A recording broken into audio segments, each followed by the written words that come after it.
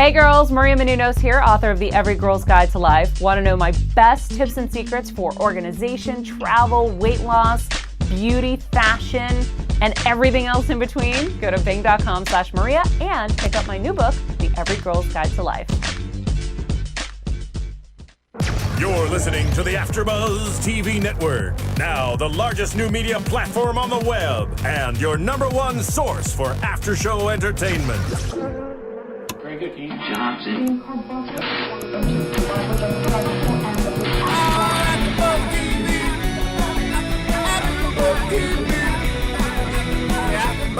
From the AFTERBUZZ Studios in Los Angeles, California, and streaming live on Ustream, this is AFTERBUZZ TV for the series premiere of Wilfred. Tonight's host is Greg Goodness. Joining Greg will be AFTERBUZZ co-hosts Jack Waz, John Barrett, and Siobhan Hughes. We'll break down tonight's episode and get you all the latest Wilfred news and gossip. If you'd like to buzz in on tonight's show, you can buzz us at 424-256-1729. That's 424-256-1729. And now, picking up where the show leaves off and the buzz continues, Greg Goodness. Hey everyone, welcome to the show. Well, hello. Greg and John aren't actually here tonight. This is Jack and Siobhan. Say hello. Hello. Our beautiful, lovely co-host, Siobhan in studio. So, Greg and John are being lame. John, unfortunately, is back home visiting his parents like a douche. And Greg is working. So it is me, Siobhan, and the fantastic Phil Svitek. Yes, I'm replacing the two of them. Two of them equals one of me. It's true. Phil, you're twice the man I could ever hope to be. Yes, but the exciting thing is we have Catherine Tulick, who you guys have may heard on our Glee podcast, and she is an LA Times reporter. Mm-hmm. Well, I believe we have her on the line. Catherine, are you here? I am. How are you? How are you? What would you? Are you a reporter? I mean, you write articles for the LA Times, yes? Yes, I do. Yes. But yes. Are you a full-time reporter or just a contributor? How does that work? I'm a contributor. I write for a few different publications, but LA Times is one of my main outlets. Yes. Excellent. What other publications do you work for? Oh, the Washington Post, Entertainment Weekly. I also work for Australian media as well, being an Aussie. Wow. You are a lot more accomplished than I am. I thought I did well for working on a network TV show as basically a slave for a year, but you take the cake. Oh, well, thank you. Well, yes, and the reason why we have Catherine with us is because she actually just wrote an article about Wilfred. And now let me ask you this. First question right off the bat. Did they have you write it because you are Australian and the show was originated from there? No, I put my hand up about 3 months ago for this story because I said, this is an Aussie show. I know the show. I really want to do the story. So I figured having the background of being an Aussie and knowing the Aussie version of it so well that I figured they couldn't pick anyone better to do it. Hi, this is Siobhan. Hi. Hi. So how do you feel the American version compares to the Australian? Are you familiar with the Australian one at all? I don't know if you've had a chance to see it. I would say we read your article a little bit. So about the Australian version. It started off as a short film, right? Yeah, basically, this whole Wilfred thing almost started as a joke in a way. Back in like 2001, I think the story goes back to. And Jason Gann was actually with his friend Adam Zwar. There are a couple of actors in Australia, playing in theatre, kind of struggling actors. And Adam Zwar, which is the Elijah Wood character now, he basically told Jason about this very funny story of dating a girl and coming back. And the way Jason put it, he said basically, the dog was on the chair and saying, what are you going to do with my missus? Kind of giving Adam the third degree, Absolutely. Just looking at him like, so he just sort of started telling him this story. So Jason just started play acting and pretending he was this dog and, like smoking and asking him questions like, what band did you go and see? And so then they thought, hey, mate, this could make a good short film. And there's this incredible short film festival every year called Tropfest in Sydney. And they entered Tropfest in 2002 with a 7-minute film called Wilfred. And basically, it won the Audience Award, it won a bunch of awards, and then that went to Sundance in 2003, and it got really popular there. And then they started working on doing a TV show, which didn't get up till 2007. So basically, they filmed the first series of Wilfred. It was on air in 2007, and then the last season, I think, was on 2010. They only did 2 seasons, actually, in Australia. Yeah, how long does the Aussie season run? I know the British and Canadian versions are usually shorter than American. Is it like 10 well, they're episodes? only like 8 seasons. I think 8 episodes each season. So I think they only did about 16 all up. So it was very low budget, but it was quite different in a way, because obviously the Jason Gann, the dog character, is the same, but completely different premise, because it was really about a boyfriend and his girlfriend and an annoying dog that was living in the house. Yeah, and this so it was much lighter, much quite a different tone to what they've done now with this series in America. No, absolutely. It seems like there's a lot more room to grow creatively in Australia. I mean, there's this Summer Heights High came out of Australia. They both seem like something that the creators just ran with and were able to get on the air. It seems like that's a much better place to be than Los Angeles. Exactly. And I've got to move to Sydney. We don't have the censorship laws as well. I mean, a lot of the Australian press are going, well, this Wilfred's going to be really toned down, even though, it is on basic cable, in terms of language. There was also nudity in the Australian version. So the Aussie press are going, oh, this is going to be a really toned down version. But, I think they still pushed the limits a fair bit. As you probably know, David Zuckerman is the showrunner on this, who basically did Family Guy. Yeah. So, I think they really got some good people behind this American version. And Jason Gann sort of said, well, unless they were going to do something different or something better than what the Australian one was, he wasn't going to get involved. So I think that's what's kind of, because people think about shows like Kath and Kim, which, the American version was the American version was awful. It was flat out terrible. Like the performers, but not the show itself. Who was in that? Who was in the American remake? It was like Selma Blair and Molly Shannon, yes, right? It was, yeah. Aren't they like 10 years apart? They are. And mother and daughter. It's like in Mean Girls, where Amy Poehler played Rachel McAdams' mother despite being 4 years older than her. Exactly. So, everyone sort of thinks, oh, my God, it's going to be as bad as Kath and Kim. But I think the fact that Jason Gann was so involved with the creation of the American one, I think they really made sure that, it was going to be good scripts, good writers, and keeping his character basically the same character as he was in the Australian show. No, exactly. I think has made this better. Yeah, FX is known for like their edgy, great comedies. They have this, they have Bluey, they have It's Always Sunny, they have Archer, which is my favorite show on TV right now. Yeah, exactly. FX is really cleaning up right now. Yeah, so that's what I mean. I think this was the perfect home for Wilfred, because I don't think you could really put this show on any other network. I think FX was the perfect place for it. This is like the perfectly, it's very dark. They open up with Elijah Wood's suicide or attempted suicide. Then he angrily masturbates in the shower and has to look up how to overdose on Wikipedia. I love that he goes straight to Wikipedia for it. Like, there's got to be better places to find out how to kill yourself than Wikipedia. Anyone can edit that. They'll tell you the wrong information. That's true. Exactly, yeah. And they've made this, this one is more sort of a buddy comedy. It's more in terms of, it goes from Elijah's point of view. The Australian one was often Wilfred would be the only character you would see, or there was other actual animals even in it that were actually you'd see other dogs dressed up as well. So this is quite different, because it's really from Elijah's point of view, and he's obviously going through some kind of mental breakdown, and every episode will be a theme of recovery. So this one was Happiness Tonight. I think next week's going to be Trust or Fear. I can't remember, but each one has an actual theme, and Wilfred basically sort of teaches him a lesson in his crazy way. So that's sort of every episode, that's kind of what will happen. No, I love that. Yeah, exactly as you're saying. Like, it's such a buddy comedy that I don't know. Like, I read about the Australian original. It sounds like it's a relationship comedy, but there might not have been enough room to grow. The fact that Elijah Wood's so on his own and only has Wilfred, that means you can actually expand the cast, bring in all sorts of crazy characters, and just make it such a deep universe.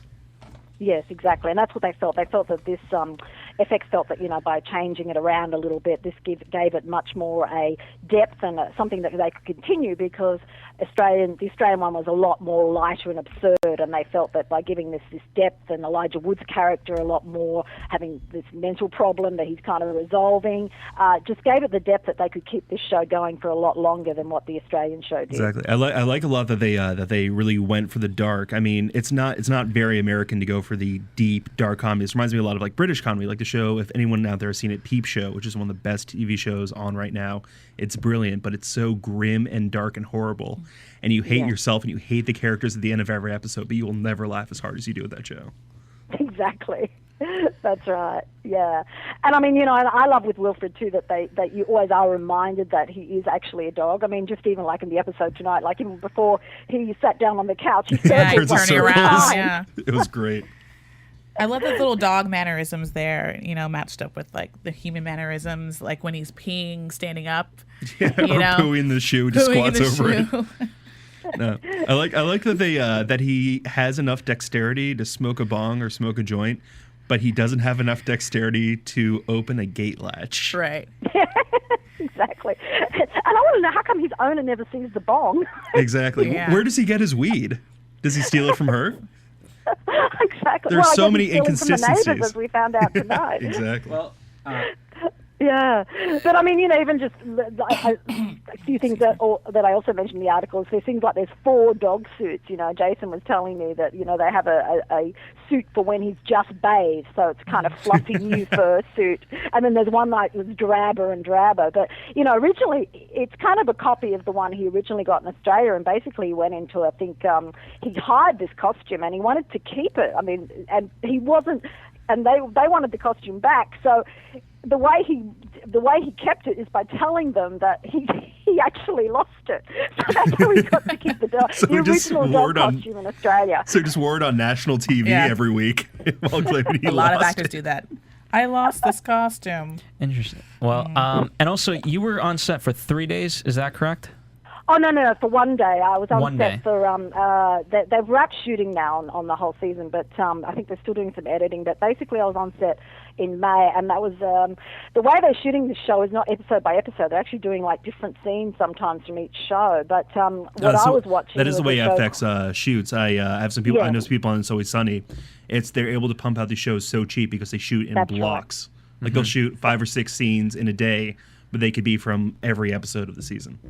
Exactly, that's how they do it. But I was down there, they're shooting in Venice, in a street in Venice, and basically there's a little cottage that doubles as Elijah's house. And the show I was watching was called Isolation, which I think is episode 9 or 10.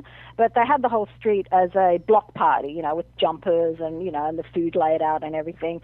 And basically Wilfred is encouraging Elijah Wood's character, Ryan, to come and meet some of the neighbors.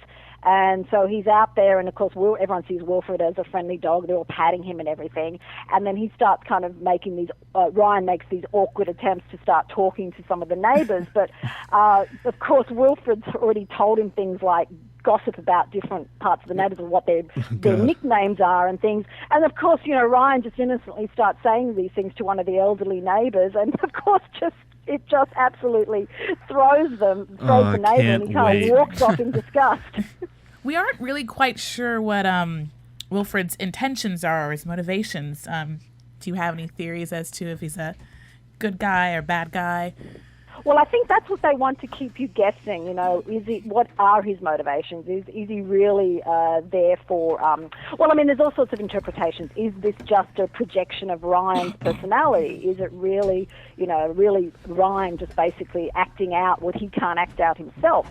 Right. I mean, there's various theories about what Wilfred represents, but is he doing it for Wilfred's best interest? Is he doing it for Ryan's best interest? But I think the fact is, ultimately, that it is a lesson for Ryan, whether he has to go through some bad moments. I think the point of the show is that he's learning all the time, and that even whatever trouble Wilfred gets him into, he'll learn something from it. Right. Whether it's good or bad. But Wilfred isn't going to help him get out of the trouble that he helps him get into. Yeah, exactly. Like, I mean, if you saw there's a little thing at the end of this show where he basically leaves his ID. Yeah. That comes up again, I think, in 2 shows from now, what that kind of trouble that actually gets him into. Ethan Suplee definitely comes back? I'm sorry? Ethan Suplee definitely comes back as the... Yes. Excellent. Oh, yes. He actually has quite a significant bit, yeah. So, but I mean, you know, the guest stars too coming up. You've got some amazing guest stars coming up. Chris Klein comes up, I think, in the next episode or the episode after, just as a small cameo as the boyfriend of Wilfred's owner. And he has like 4 episodes, but everyone's raving about Mary Steenburgen's part. She plays Ryan's mother. And she's basically kind of in a nut house, and Ryan has to go out and visit her and brings her back. And I actually spoke to Mary as well for this story. I did for the LA Times, and she said she just had the best time. It was hilarious. And she has this kind of make-out scene with Wilfred because she thinks he's an affectionate dog. And Wilfred's decided that it's his new mother because he's decided he really likes Ryan's mother. So, and then there's a little surprise at the end when she goes back to the home. She might manifest something herself, so we might actually realize that it might run in the family. Oh, that's a little tease for you. So it's great that Mary Steenburgen said she loved this show so much. I mean, she's been on some great shows. She was on Curb for a while, I remember, as she's Ted Danson's wife in real life, right? Yeah, Ted Danson. Yeah, she said that they're amazing dog people. She said they've got 3 dogs because I was asking her, you know, and she said that they even act out their dogs like they have an Australian Shepherd, and the Australian Shepherd has an Australian accent, so they act out their own dogs. So she said she's so related to this show that they loved it. They, you know, so she couldn't wait to be part of it. Now, Catherine, by the way, we have Greg Goodness, who was supposed to be hosting. He is here. Hello. Hello. And I'm sure the first thing on his mind is, how big a production is this when you were there for that one day? In terms of what scale, or yes. Well, I mean, it's a low-budget comedy. I mean, so I'm not sure how to. It was taking over a whole street. There was lots of cameras going on. I'm not sure what you mean by how big a production. Well, just in terms of, for those listeners who may not be familiar with how TV show sets run, I mean, was this kind of on average in terms of the crew members? How many crew members were there? Let's say, 20, 30, 100? Who was it on schedule? What kind of a production was it? Well, I mean, it seemed like it's. I don't know how many people were there. I mean, in terms of how many numbers were there, but I mean, I'd say it seemed like a very efficient shoot that day. I mean, they basically did I think there was maybe 3 cameras. I can't remember, but they're different angles, and they would basically go through the scene and then rehearse it and then do it and do it again. I mean, it seemed like a very typical, very casual, very laid back. I mean, everything was very relaxed, and everyone seemed to be very sort of happy on the set. I saw basically the scene that was outside, so I didn't see anything being filmed in the house that Elijah is living in. I mean, I saw inside the house, but I didn't see them actually shooting in there. So basically, I mean, they were taking all day to shoot maybe about, I think it was, maybe 3 or 4 scenes, because it was basically the scene outside, and then Wilfred gets involved with this little kid that, is a real nuisance, and he kind of gets his comeuppance. So, I mean, I'm not sure how to sort of describe it in terms of the production value. I mean, Jason said to me that he can't believe the change for him, because this thing has been done so fast for him. In Australia, they had to keep doing it. I think they only had 1 camera, so they had to keep doing different angles. So he sort of said that everything's working so efficiently on this. They also had the writers there, so there was like 5 or 6 writers around the table, and they were discussing ideas in the breaks with Jason and Elijah for upcoming shows. So they all seem to be there as well. So I don't know if that gives you any kind of sense, but the other interesting thing is people were walking past, and I think I mentioned in the LA Times story that 2 people were walking their dog past the set, and they stopped and said, "Is this a Disney shoot?" Because they saw the guy in the dog uniform, and I'm going, "No, it's not a Disney show." No. I would love to see Miley Cyrus assaulted by a large man in a dog suit. Yeah, exactly. Yeah. I mean, they had to stop every now and then because the planes were going overhead from, I think, Santa Monica Airport. Yeah, so everyone was like, okay, we got to stop now. Everyone had to wait. Yeah. No, I mean, I think you answered that quite well. And let me ask you this. I mean, given that they were shooting, various scenes from, different episodes, was there, a lot of times for actors, it may be hard, in terms of, like, keeping it all straight, where at which point of your sort of seasonal arc you're at. Did you kind of see that? Were you able to talk with many of the actors in that regard or no? Well, I only actually spoke to Jason and Elijah that day. I didn't speak to any of the other actors on set. So we basically just spoke. But we were just talking about sort of the whole show. But, I mean, you mean in terms of, like, whether they were... Yeah, I mean, I know. I mean, obviously, it's, if you shoot in order, you kind of know where you're at emotionally with a character. And if you shoot, especially for a TV series, if you shoot in various order, sometimes it can be hard to kind of wrap your head around where you're supposed to be at emotionally. And so... I know. Well, I think for Jason's character, he just feels that he knows this character so well. That he's been playing it, what did you say, since like 2001 he's been doing this character? Yeah. Basically, he's been in a dog since 2001. So I can only dream to one day be like that. So familiar with this character that he just knows his character so well that I think it's just so easy for him to do it. I mean, a lot of people have said to him that, I think it's just you in a dog suit. But he's a lot, shall I say, a little nicer and more polite and a lot gentler than the real Wilfred. That's good to hear. Yes. And he's a cat person, which I always thought was really funny, too, because I said, you must have dogs. He said, no, I can't stand dogs. He said, they're too needy. He says, I've got 2 cats at home. Well, he plays a dog very well for someone who prefers cats. Exactly, that's what I thought. Greg, do you have any questions? What happened? Greg actually missed the episode, unfortunately, so that's why he was late in coming, but... I did want to pop by, say that I'm looking forward to coming back in next, coming weeks. It's just unfortunate real world calls, not, real world the show, but real world as in I need to make money calls and had to work some overtime. But thank you so much for coming on. I really appreciate it. No problem. Sure. And any last stuff that you'd want to say that we may have missed on any of this? Well, I know David Zuckerman said that, look for always clues about what is really going. This is what he sort of told me. Look for clues of what's really going on. And he said there's going to be little Easter eggs in the shows as well. So that's what he said. There's kind of like every show will have little things in it. So I guess, I've probably seen this episode maybe 4 times now, and you do pick up more the more times you see it. So I think that's what's great about the show. There is a lot of depth to it. So it's not just something you just watch and go, oh, great. I mean, watch it again. You'll even get more out of it.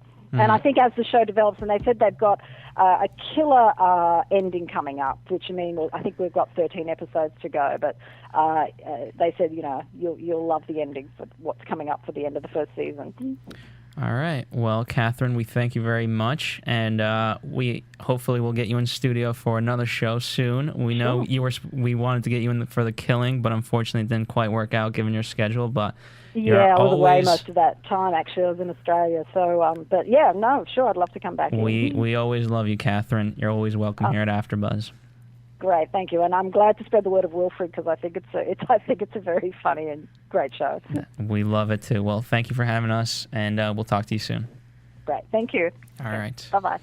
All right, guys. So tonight's episode was... I haven't been this excited for a show since the first time I saw Archer and had to wait 6 months to watch another episode.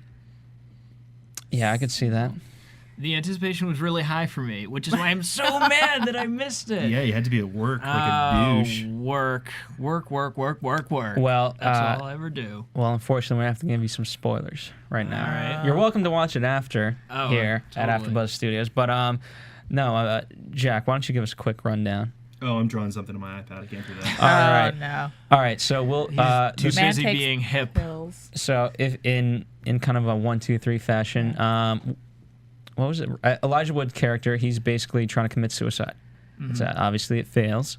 And I don't mean to cut you off, but the funny thing is I've read so much about Wilfred, and I've been like prepping so much, and I've been so eagerly anticipating this that I pretty much know every single beat of the first episode. Because everyone just lets out a little, right? Where it's like, oh, well, he takes some pills, and he may or may not be hallucinating, and then it's just like the whole thing. Yeah, the entire first act has been laid out by the endless promos they've been running. Right. Yeah. Well, I mean, you know, how else are you going to come? Yeah. But it was quite funny. Super high concept. That was what I wanted to stop by the studio for. Is I just wanted to hear and confirm that it was live on the air that it lived up to the hype. It did. It actually did. Okay. To be honest with you, I didn't like the promos. For me, I was pulled into this show because Greg was not here. But so for me, I was very hesitant of what this would be given the promos. But you know what? I gotta say, now that I've seen one episode, I am converted. Wow. Phil's on board. Phil is hard to please. Phil and I don't always see eye to eye on certain items. Is it because you call him a rapist on air? I never said that. On air. Never. Well, I can't say. Oh, sorry. No, well, I can't say. I watched the first episode of the Australian version, and that one was extremely deadpan. So I wasn't really expecting to be laughing that much like I did tonight watching the American version. It was very, very laugh out loud. It's very clever. It's very tightly edited, which is what the problem I had watching tonight's episode of Louie. We watched that as well. But no, Wilfred's very well edited. The jokes come very fast, very organically. And I think Elijah Wood is the perfect character for the perfect actor for that character. He's absolutely fantastic. And it didn't spin too far into dark, creepy territory. I mean, it's about a man trying to kill himself. But he's killing himself in the most hilarious way possible. Again, he goes to Wikipedia to look up drug overdosing to see if he's doing it right. And he's putting in this little concoction he makes, he puts fiber powder, and I'm thinking, why would you put fiber powder in something when you're gonna kill yourself? You don't need to stay regular. He's being nice to the Undertaker. Okay, all right. He's thinking ahead. Yeah, that's really rude to the crime scene investigators. I mean, he reprints his suicide note what was it, the fourth time? I believe. Yeah, I did catch that in the promos where it's suicide, draft 1, draft 2, draft 3. Exactly. So, yeah. So that's good. So I'm glad. So what I'm getting is that not as dry as we might have been led to believe, and not too dark and just no better way to describe it. Just really dark.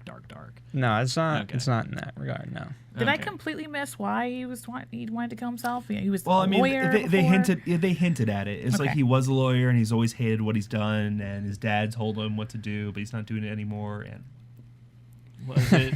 Sorry, Glee's on in the background, and there was a crippled kid throwing money at a stripper, which is what I assume Heather Morris. I assume that's what Glee is every week. We all hope. Just already making it rain. If it was, I'd be watching a lot more Glee. Yeah, if it was, most of America would be watching Glee. All right, so back to this show. So yeah, he's trying to kill himself, and then first meets a neighbor as a wave through the window. An super awkward wave. Yes, and I love his comment. Better get it. What was he? It's something about his smell, right? Because he was. Yeah, I hope the smell doesn't drift to your house. Yeah, I hope they carry me out before it drifts to your house, something like that. But yeah, so then she comes over the next day, and there's Wilfred. Here's my notes. There we go. You have less than a full sentence on that page. There's maybe 20 words on Phil's notes. He was writing in the dark. Reminder, take notes. By the way, I feel mine are better than Siobhan. This is her first AfterBuzz TV show. She wrote down Jack's name. I mean, come on. I feel my notes are better than hers. I'm really bad with names. Sorry. I'm just writing dicks in my application. You're very talented, I must say. Oh, thanks. Quite I'm doing accurate. a lot. Oh, by the way, we have to kind of speak to this this quote. Sanity plus happiness equals impossible. It was. I'm paraphrasing, of course. A Mark Twain quote. Ironically enough, I really liked Elijah Wood in Huck Finn, a Mark Twain story. Oh. Getting back to his roots, liked him perhaps? a lot more in both Back to the Future 2, where he's the kid making fun of Michael J. Fox in the arcade, and of course the 1994 classic North. And of course The Good Son with Macaulay Culkin. The good. Wait, who? The Good What? Son. Yeah. The Good It's Son. basically the same concept that's been redone every year. Every Creepy what? kid. The bat, no, not every year. Yeah, it's Macaulay Culkin bad plays a seed. kid who tries to have sex with his dad, and then turns out that he's really a Ukrainian orphan. The Orphan. And then Something Wait, wrong. are you talking about North or are you talking about The Good Son? The Good Son. I was actually I think- describing the plot to was it- Orphan, but No, it's the yeah. same goddamn movie. There's something wrong with that stuff. Yeah. Something All very right. wrong. I Because thought you that's were not- messing with my head. That I was is like, not the my plot. father and the Ukrainian. Or maybe you are. I don't know. I'm tired. Oh my god. Well, anyway, so then the next day he is not dead. I love the way he discovers that it's the morning. Where he gets so Greg, what happens is he's looking into the mirror and then he hears the doorbell. He pulls open the shade and it's light outside. And he's like, "Oh fuck." And therefore he opens the door. Obviously, it's the hot girl from before. She tells him it's his neighbor. And she tells him he looks like crap. That's what he does, I mean, he tried to overdose, but Right. It was a really good makeup job, by the way. Very good makeup job. He looked really hollow in all the previews. Yeah, he looked Yeah. wrecked. Like deathly. yes, and that's when he meets Wilfred. Who's standing in the background, looking very sinister. Like what? Yeah. What of it? I'm Wilfred. He's like, I like that he at no point does he attempt to make sense of the fact in front of her that there's a human in a dog suit standing there. Of course. Oh, And I he love- never acknowledged. He's never even just like, "Oh, you're punking me. Am No. I being punked? Where's Ashton Kutcher?" Nope, it's No. nothing like that. And in fact, I love the sort of mistake he makes, and we've all sort of made this mistakes where she says, "I apologize for my dog yelling yesterday," and he goes, he was just saying everything what all of us wanted to say." Mind you, Greg, he was saying a lot of bad crap to her, in fact, yelling. So, yeah. And also, so he decides to take in the dog for the day, despite the fact that it is his first day on a new job. Yeah, basically, he's trying to please her, as always. Like you, Greg, you're always trying to please the girl. That's right. That's right, internet. And any Keep in mind, ladies internet. listening. Greg aims to please. That's right. I've heard him practicing That's right, a internet. good 4 or 5 times a day for Yeah. the past year and a half. Every day he hears me through the walls and I'm saying, "How's your day? Who do you not like at your work?" That's what I'm doing. It's true. Yes. Greg is a lady Practicing- killer. Practicing listening. By the way, Greg and Jack are roommates, Yes. and yeah. Greg, you're a hopeless romantic in a world full of hoes. That's what you are, my friend. And you, sir, are a gentleman and a scholar. Weren't we talking about a goddamn show at one point? We were. Well, just like so Wilfred pretty much gets him off topic and gets Elijah Wood's character smoke a bong. Because that I Out of a Gatorade bottle, Yeah, just I a think. big old Gatorade bong. I thought first off not safe. I thought for because Wilfred says obviously I need water, so I thought he was going to complain for the fact that he gets in a cup instead of like an actual bowl, like a dog. You give dogs like a water bowl, and then nope, it wasn't even going there. It was for the fact that he needed water for his bong. Exactly. Okay. No, they really played with expectations. It was pretty great. They really did. See, that's what I'm wondering, and I've wondered since the beginning, is, of course, they have all these great bits where it's like, oh, he's a dog, really, but in a man suit. But, like, how many sort of dog conventions can you play with over? They do a lot yeah. of dog conventions, but it's really clever. We were saying earlier, they point out that Wilfred can smoke out of a bong and roll his own joints and grab weed, but he can't open a latch on a garden fence. Now, he may have been playing to that. Who knows? Exactly. Because obviously his goal was to get into that house so that he can steal the weed. Wilfred stealing weed? Yep. He's a bad dog. I should have really Should've watched this the episode instead of working Came out out. there. One of I'm my a favorite jerk. parts was the part when they're in Venice and the pretty hot waitress comes up and he starts just nuzzling in her breasts and Just and all up in the tits. Yeah, and Just, it got me thinking. I'm like, that's happened to me a couple of times with dogs, and I thought you say with guys in Venice. Yeah. You're like, yeah, I'm serving a guy some Chipotle barbecue wings, and next thing you know, his head's in the middle of my tits, and he's just going at it. Yeah. And I don't mind, but when he starts humping me, I get a little mad. Yeah, it gets a little messy. But I thought it was just interesting because that does happen, and you got to think about it from a different perspective of like, maybe that is kind of a really dirty thing that's going on in that dog's head. Yeah. Maybe. I've seen dogs go right for the crotch. Right. Like right for full on burying the face Oh my God. in the crotch. We were at my friend's house a couple weeks back. She's got a brand new puppy, and my lady friend had just finished something that happens every month. And I swear to God, that dog was like a blood-seeking missile. He just went straight for the crotch, and he wouldn't stop. Just like jumped, like full, like I was Alley-oop? there as well. Yeah. Yep. Just right into her crotch. Were you jealous? I'm not gonna touch this one. By the way, because this isn't an explicit podcast, is it? Question? No, not quite. But does your girlfriend ever listen to you on these podcasts? I hope not. I really hope not, because she would dump me in a goddamn second. Oh my goodness. Yeah, she would. So, Nikki, if you're listening, we love you. Why did you say her name? Oh, he just said my lady friend. Well, whatever. No one knows. Okay, I didn't say her last name. Bill, you jerk.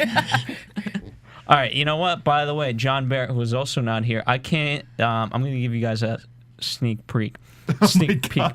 This is a guy who once sexted me in college.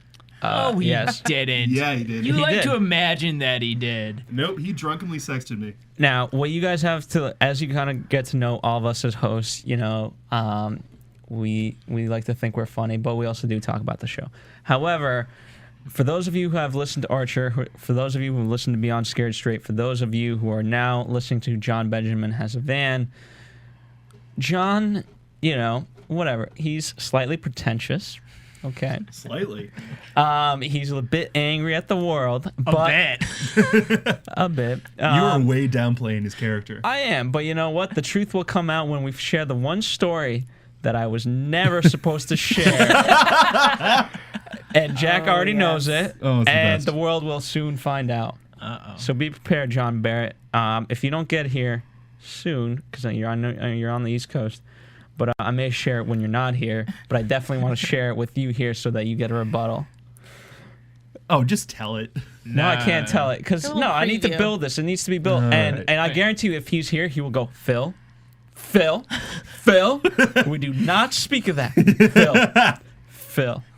But we will. You know what? Let's save it for the last episode. It'll be our that could fantastic. be cliffhanger. Anyway, so yeah, I guess John kind of reminds me of Elijah Wood's character, where he's kind of depressed and sad. It smells like a tuna salad sandwich full of assholes over here. I don't know why. Someone. I don't know how to respond to that. Okay. It's graphic. Is it me? I don't know. It could be Greg. Wretched over It here. could, I suppose. All right. So moving on, I guess. Let's talk about why does the attempt not work? What attempt? Because the sugar pills. The sugar, yeah, exactly. Sugar pills that his sister, right? That's his sister. Yeah, it's his sister. Gave him. Why would a loved one give you placebo? That's what I'm because saying. she's not allowed to him- prescribe. Yeah, so she said she would help him and then didn't, and then blamed him when he tried to kill himself. She's kind of a dick. No wonder he's suicidal. Unsupportive family.